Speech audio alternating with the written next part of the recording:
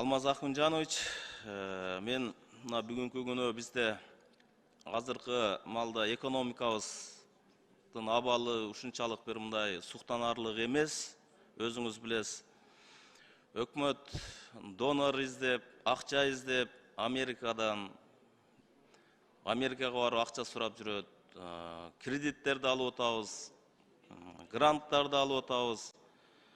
Эң негизгиси мамлекетибизди алдыга сүрүп, жакшы мамлекеттин катарына киргизүүгө аракет кылып атабыз.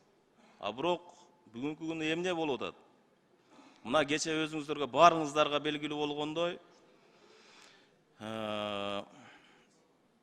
контрабанда жол менен 84 килограммдан ашык алтын сыртка чыгып кетип аткан жеринен кармалып атат. Бул деген жакшы эмес.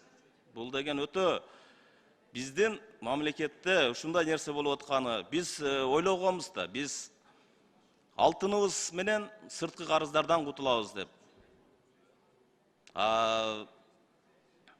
Сыртка чыгып кетип атат бирок алтындарыбыз урурлук жол менен.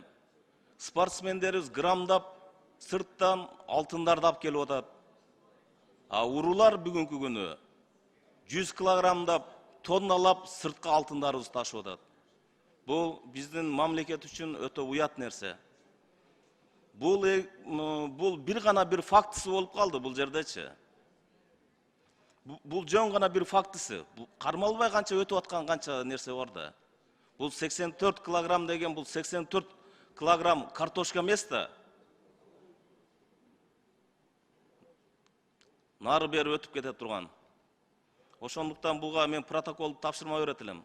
Ушу 84 килограмм алтын кимге тиешелүү? Бул биздин мамлекеттин, биздин элибиздин, Кыргызстандын алтыны да. Ошондуктан урууларды тез арада ким экенин ачыктап, айкындап, элге чыгарышыбыз керек. Ушуну мен протоколду тапшырма берет элем. Рахмат.